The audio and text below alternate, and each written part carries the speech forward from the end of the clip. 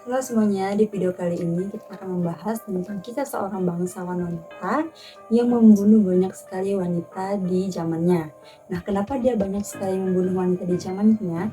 Karena dia mempunyai obsesi yang sangat-sangat menakutkan dan dia ini obsesinya itu sampai membuat banyak sekali wanita-wanita muda kehilangan nyawanya. Bagaimana kisahnya? Yuk kita langsung aja ke bahasannya. Jadi di video kali ini kita akan membahas tentang bangsawan yang bernama Elizabeth Bathory.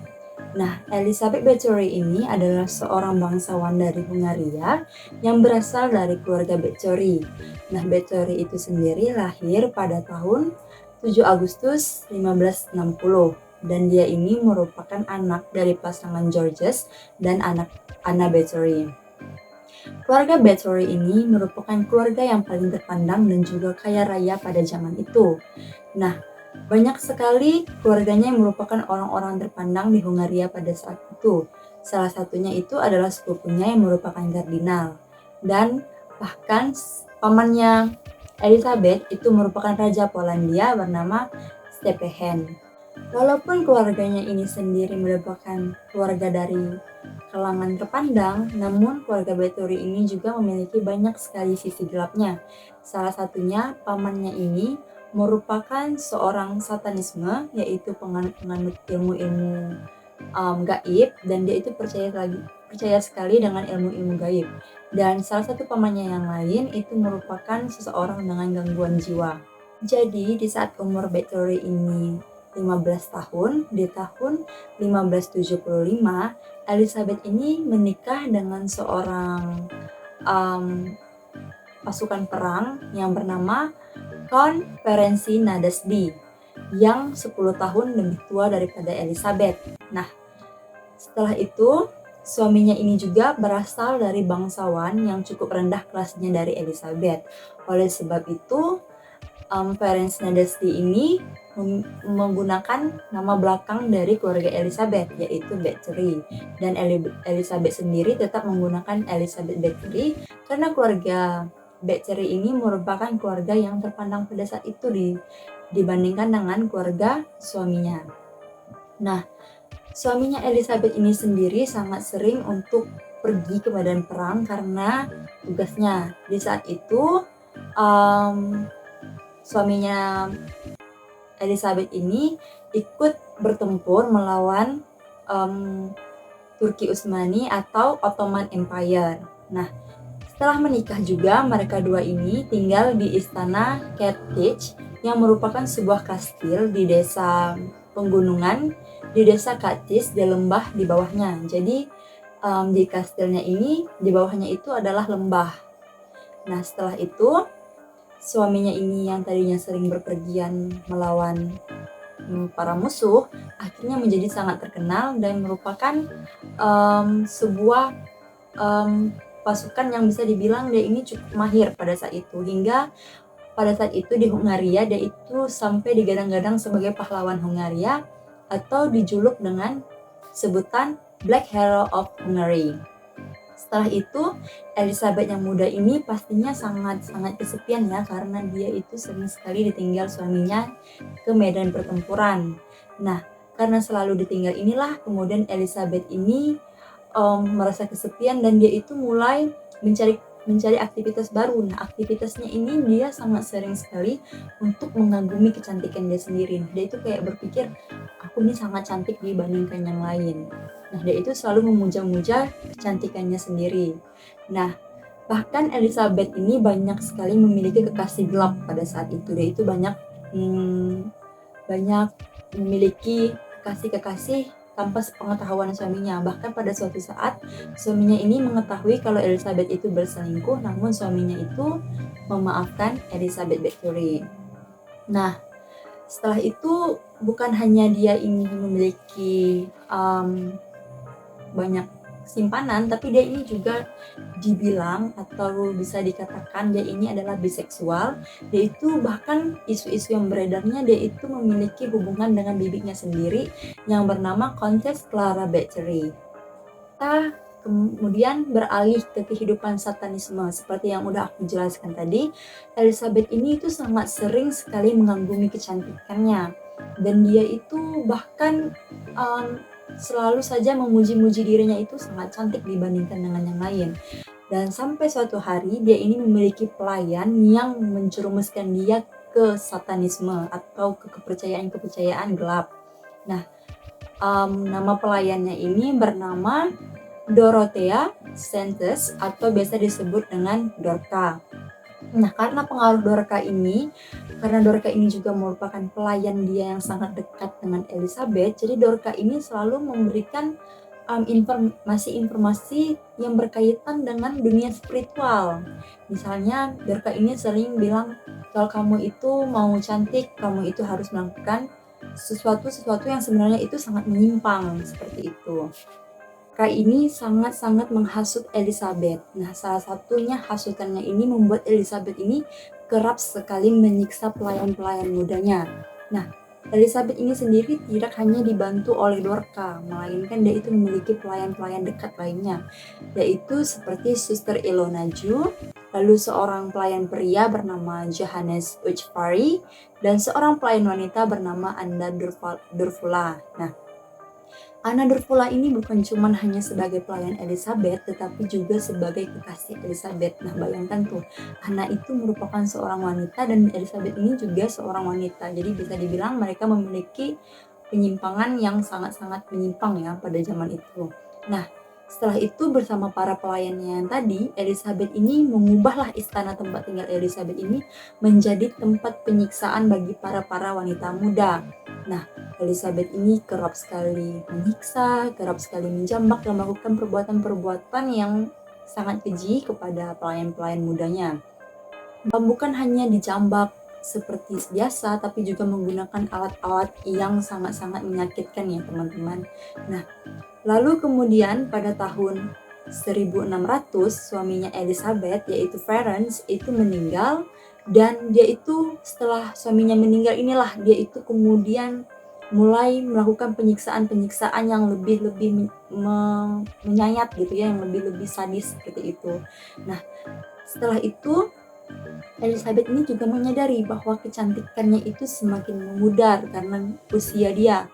Nah, padahal pada masa itu keriput, penuaan itu merupakan hal-hal yang sangat wajar pada saat Elizabeth mencapai umur seperti itu.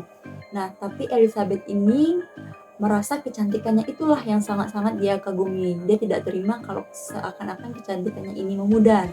Nah, lalu pada suatu saat Elizabeth ini sedang berada di kamarnya. Nah, pada saat itu ada seorang pelayan Elizabeth yang sedang menyisir rambut Elizabeth ini. Pelayannya ini tuh tidak sengaja kayak ketarik sedikit gitu. Nah, Elizabeth itu sangat-sangat murka teman-teman. Dia itu nggak terima kalau rambutnya itu kayak disisir secara kasar. Kemudian Elizabeth itu menampar gadis tersebut. Nah, akhirnya karena tamparan Elizabeth, gadis tersebut itu berdarah, hidungnya itu jadi mengeluarkan darah. Nah, kemudian darah yang tadi terkena ke tangannya Elizabeth tuh kayak melihat, wah, kok kulit aku yang di tangan nih seakan-akan jadi cantik, jadi kayak nggak keriput lagi. Nah, mulai dari saat itulah Elizabeth ini menganggap di pikirannya kalau darah gadis muda ini akan menyebabkan kulitnya itu juga tampak muda seperti wanita-wanita itu. Oleh sebab itu dan juga karena hasutan para pelayan-pelayan dia tadi, terutama Dorka, dia itu mulailah punya obsesi ingin cantik. Nah, cantiknya itu menggunakan darah-darah wanita muda.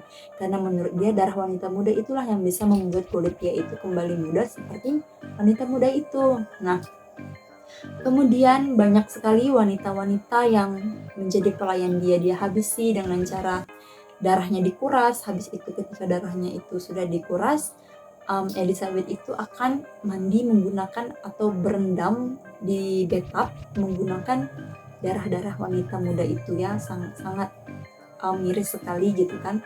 Nah, setelah itu kemudian para pelayan-pelayan dari desanya ini yang udah direkrut itu tadi, akhirnya makin hari makin sedikit dong wanita-wanita di desanya ini.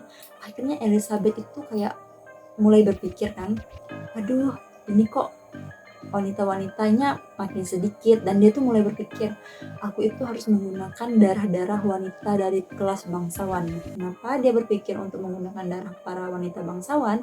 Karena dia itu berpikir kalau misalnya kelasnya lebih tinggi, maka darah yang akan dihasilkan juga akan makin berkualitas. Nah, bayangkan kalau pemikirannya Elizabeth ini makin hari makin kacau ya, karena dia itu memang udah terobsesi banget menjadi awet muda. Akhirnya ia memerintahkanlah pelayannya ini untuk merekrut bukan hanya wanita-wanita dari desanya, tapi juga para kaum bangsawan, wanita bangsawan yang suruh untuk datang ke kastilnya ini. Namun sayangnya wanita-wanita yang datang ke kastilnya ini tidak pernah keluar, seperti mereka tidak lenyap begitu saja di dalam kastil itu. Akhirnya ini menggunakan darah wanita bangsawan ini juga lah yang akhirnya menjadi bumerang bagi dirinya. Banyak sekali keluarga-keluarga kaum bangsawan itu kayak berpikir, kok anak gadis aku nih pada nggak ada kayak gitu kan. Dan akhirnya pada saat itu muncullah kecurigaan atas hilangnya gadis-gadis yang ada di daerah itu.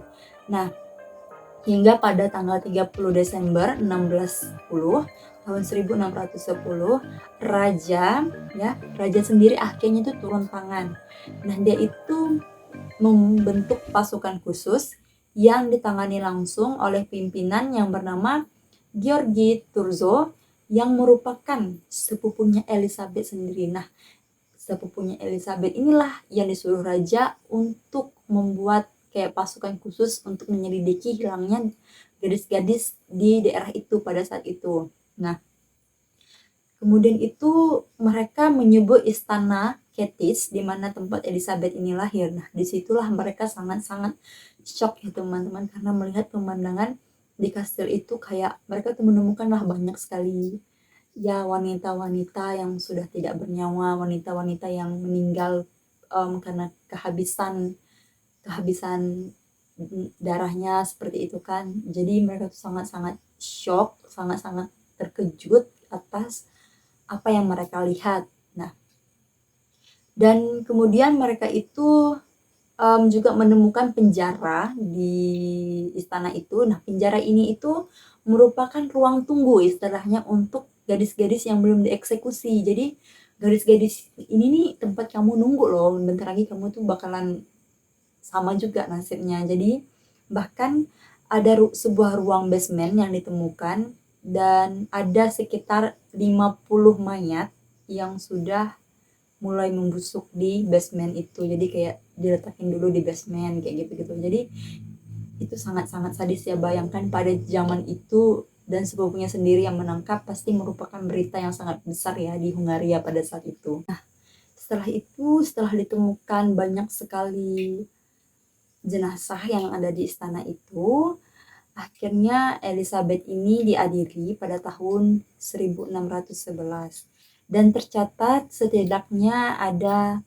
kurang lebih 650 nama tercatat, dan 650 ini merupakan wanita-wanita muda ya. Gimana nggak menimbulkan kecurigaan gitu kan.